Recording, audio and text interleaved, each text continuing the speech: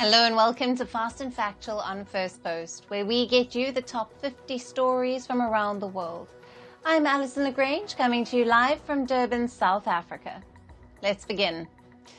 In our top stories, Israel's Prime Minister Benjamin Netanyahu visited Gaza yesterday. He said that Hamas would not rule the Palestinian enclave after the war ends. Netanyahu added that Israel is destroying Hamas's military capabilities. He also announced a $5 million reward for the return of each Israeli hostage. Meanwhile, the Yemen-based Houthis claimed responsibility for an attack on a vessel in the Red Sea. The attack was also reported by the ship, which was passing off the coast of Yemen. The vessel reported missiles crashing into the sea nearby for 2 consecutive days. As the Russia-Ukraine war crosses the 1,000-day mark, Russian President Vladimir Putin lowered the country's threshold for a nuclear response. Russia's new doctrine allows for a nuclear response to a conventional attack. It allows for the usage of nukes against non-nuclear states, which are backed by atomic powers. The decision was criticized by the West. Ukraine struck a Russian military facility about 110 kilometers inside the country. Ukraine hit it using the American Long-Range Army Tactical Missile System, or the ATACMS. Now, the strike came as permission from the U.S. was given to use its weapons inside Russia. Moscow said it shot down 5 of the 6 missiles fired. However, the missile's debris caused a fire at a facility in the Bryansk region. And Ukraine marks 1,000 days of war with Russia with thousands of candles. In the capital, Kiev, residents gathered at the Motherland Monument to pray and to mourn the lost lives. The U.S. Embassy in Kiev has been closed over a threat. The U.S. State Department has warned its mission in Kiev of a potential air attack. Embassy employees are instructed to take shelter. An advisory has also been issued for American citizens in Kiev. And U.S. President-elect Donald Trump picks a Wall Street executive, Howard Lutnick, as the Commerce Department head. The television personality and surgeon Dr. Mehmet Oz has been nominated as Health Department head, while Linda McMahon was named as Education Secretary. Trump also refused to reconsider nominating Matt Gaetz as the Attorney General, and some Republicans have objected over Gaetz' name after he was accused of sexual assault. And India's Prime Minister Narendra Modi met his Australian counterpart, Anthony Albanese, on the sidelines of the G20 Summit in Brazil. The two leaders launched a renewable energy partnership to boost investment in clean energy sectors. In Brazil's Rio de Janeiro, Prime Minister Modi also met the leaders of Singapore, Nigeria, Argentina, Chile, and South Korea. And Indian Prime Minister Narendra Modi is in Guyana. He was received by President Mohamed Irfaan Ali at the airport. He will hold bilateral talks with the president and address a special sitting of Guyana's parliament during the visit. This marks the first visit by an Indian Prime Minister to the country in 56 years. And Indonesian President Prabowo Subianto praised Indian External Affairs Minister Dr. S. Jaishankar. After meeting Jaishankar, Subianto said, and I quote, "I know you, you are very famous." The remarks were made during the Indonesian leaders' bilateral meeting with the Indian Prime Minister Narendra Modi on the sidelines of the G20 Summit. India and China agreed to discuss resuming direct flights between the two countries. The resumption of the pilgrimage on the Kailash Mansarovar is also on the cards, and this came after India's External Affairs Minister Dr. S. Jaishankar met with his Chinese counterpart Wang Yi on the sidelines of the G20 Summit in Brazil. And in India, people of Maharashtra state voted in the single-phase assembly election. The citizens elected 288 members to the state assembly. The state has 97 million registered voters who cast their ballots across 100,000 polling stations. The ruling Mahayuti Alliance is aiming to retain power, while the opposition MVA Alliance is hoping for a comeback. In Thailand's Phuket city, over 100 New Delhi-bound passengers were left stranded for more than 80 hours. This happened due to repeated technical faults in an Air India flight. The flight was scheduled to depart on the 16th of November, but it took off on the 18th of November, only to return to Phuket due to an emergency. The stranded passengers have claimed lack of proper assistance from the airline. In Haiti, police forces gunned down at least 28 gang members near the capital of Port-au-Prince. According to Haiti's national police, hundreds of munitions were seized in a major operational win for the forces. This came as residents joined police to fight off an overnight gang attack near the capital. In climate news, activists lit up Rio de Janeiro with projected messages calling for climate action amid the G20 Summit. Slogans like "Tax the super rich for the planet" and "Climate leadership now" surfaced on the buildings. The protesters also criticized U.S. President-elect Donald Trump for his climate denial. Meanwhile, at the COP29 summit in Baku, activists unfurled a $5 trillion climate finance invoice. Protesters urged the wealthy countries to fund climate crisis adaptation. In a symbolic protest, a marcher dressed as a dugong to highlight the threat of fossil fuel extractions to endangered species. In the U.S., firefighters battled a wildfire in Hainesport overnight.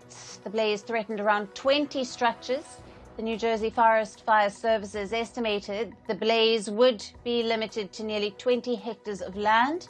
The fire's cause remains under investigation. A powerful bomb cyclone has hit northwestern region of the U.S. Over 94,000 residents in western Washington and 12,000 in Oregon experienced power outages. Weather officials advise citizens to brace for excessive rainfall until the weekend. There are also risks of flash flooding at lower elevations and winter storms at high altitudes. And drone footage shows snow-covered houses in Leek and frosty parks in Buxton as wintry weather swept across the UK. Now, the Met Office issued yellow warnings for freezing temperatures at night in England, Scotland and Northern Ireland. The warning led to the closure of nearly 200 schools. India's capital, New Delhi, and its nearby regions continue to grapple with the pollution crisis. The average air quality index remains above 400. The Delhi government has asked 50% of its employees to work from home. And on to business and tech news now. Bitcoin crossed the $94,000 mark yesterday. The world's largest cryptocurrency rose following reports of Donald Trump's plans to buy a crypto trading firm. Bitcoin has rallied to new records following Trump's victory in the U.S. elections. Investors hope his new administration will ease regulations for digital assets. U.S. President-elect Donald Trump is reportedly scheduled to meet two candidates for the post of Treasury Secretary. This includes the former Federal Reserve Governor Kevin Warsh and Apollo Global CEO Mark Rowan. Reports say that Mark Rowan has emerged as a top contender for the job. And share prices of Japan's Seven & i Holdings jumped by nearly 11% today. This comes after a report revealed the firm's owners plan to take the retail store chain private. 7-Eleven's operator aims to buy out its shares on the stock market by the end of the ongoing financial year. For this, the company is reportedly planning to raise $50 billion from banks. Meanwhile, share prices of Japanese media firm Kadokawa surged by about 16% today. This comes after a report stated that Sony Entertainment plans to buy the firm. Kadokawa is known for its role-in games like Elden Ring and Dark Souls, and Sony has already holds a 2% stake in Kadokawa. An American media firm, Comcast, is reportedly planning to spin off a new company for its cable TV channels. The new firm will include channels like MSNBC, CNBC, and USA. Reports say that these assets generate about $7 billion in annual revenue for Comcast. However, they are losing viewers and advertisers. Comcast plans to retain the NBC broadcast network and Peacock streaming TV business. And European car maker Stellantis has delayed the launch of the electric version of the Ram pickup trucks. The firm has pushed the launch timeline from this year to the first half of 2025. Stellantis says it wants to validate products prudently before the launch. The automaker also wants to develop a new car system that supports petrol, hybrid, and electric model cars. Starship, the two-stage rocket from SpaceX, was launched for its latest test yesterday. The firm's CEO, Elon Musk, joined the launch event along with US President-elect Donald Trump. Although Starship failed to re-land on its chopstick-armed launch tower, the rocket's booster malfunctioned and made a splashdown in the Gulf of Mexico. And a US Congressional Commission has outlined a new proposal to fund artificial intelligence development. The report urges the government to push AI development through a Manhattan Project-like initiative. The project led to the production of the first atomic bombs. The commission asked Congress for a broad multi-year contracting authority. And American chipmaker Qualcomm says it is positive about the incoming Trump administration. The firm said it is not concerned about Donald Trump's plan to impose large tariffs on China. Qualcomm executives also noted that they had a great relationship with the previous Trump administration. The remarks were made during an investor event in New York. And tech giant Microsoft has unveiled two new chips for data centers. They are called Azure Integrated HSM and Azure Boost DPU, and the chips aim to address security and efficiency gaps faced in existing data centers. Microsoft plans to start selling these chips in the coming months. And moving on to sports news, and we start with cricket. Sri Lanka's third and final one-day international against New Zealand was called off due to rain. Batting first, New Zealand scored 112 runs in 21 overs before the downpour in Enclave. Now, Sri Lanka's Kulsal Mendes was awarded the Player of the Series for his brilliant batting. And Shafali Verma was left out of India's one-day international squad for the Australia series starting on the 5th of December. This came on the back of Verma's poor run of form. The opener aggregated just 56 runs in the three-match ODI series against New Zealand last month. And in football, the group stage matches have ended in the Nations League. In the two last games, Germany were held to a 1-1 draw by Hungary, and Netherlands also played out a 1-1 draw with Bosnia and Herzegovina. Germany remain the table toppers in their League A group, followed by the Netherlands and Hungary.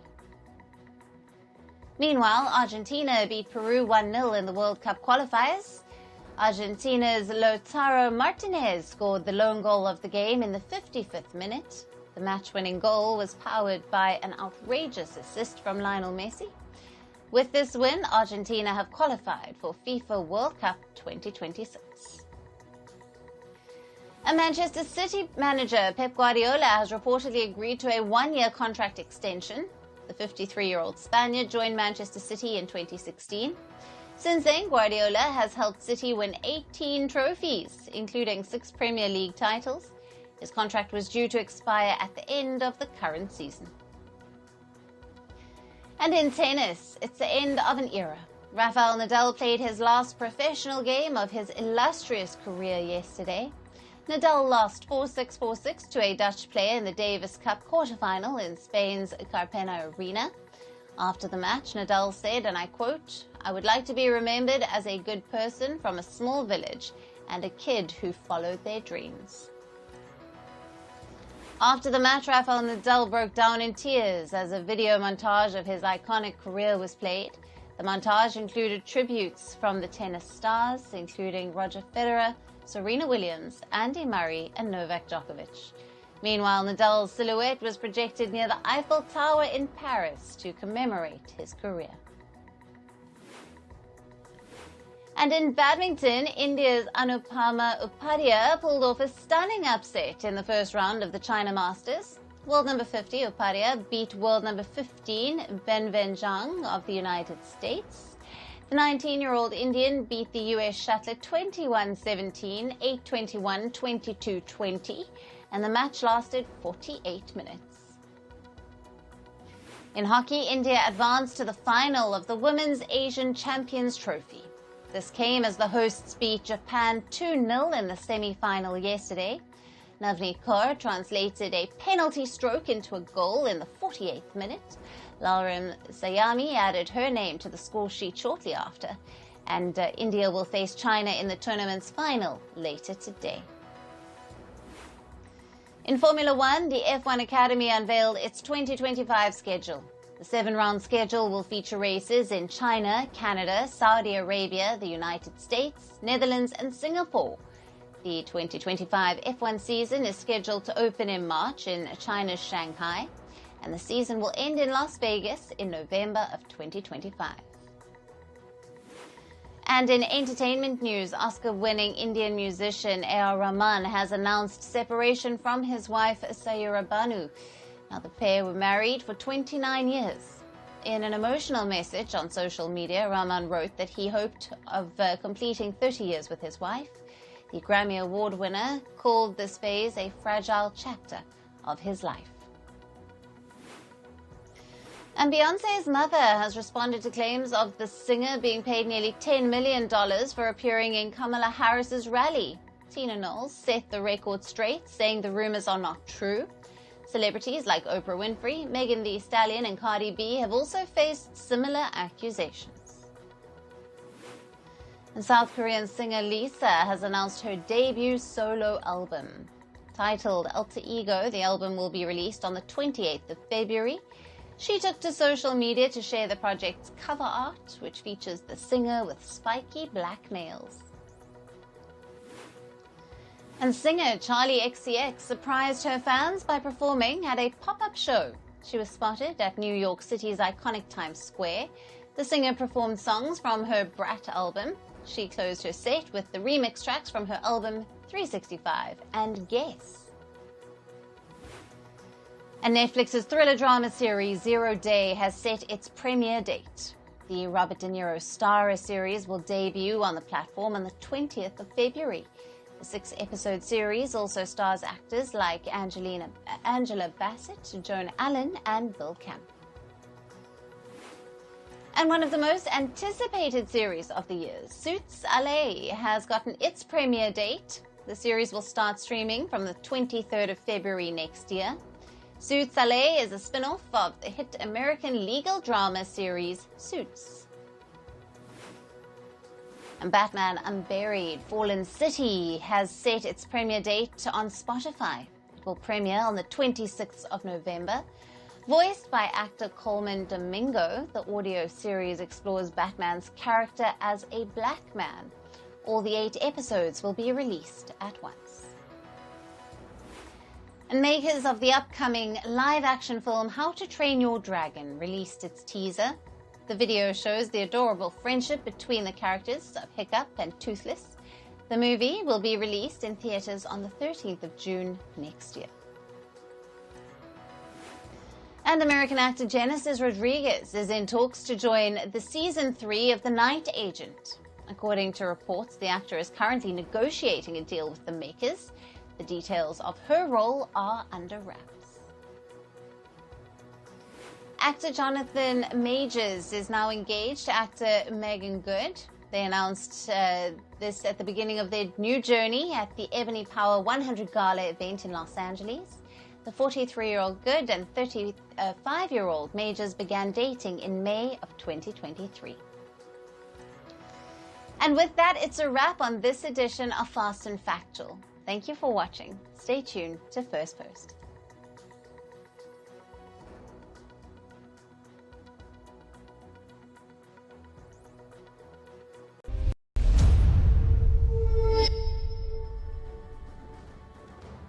Hello and welcome.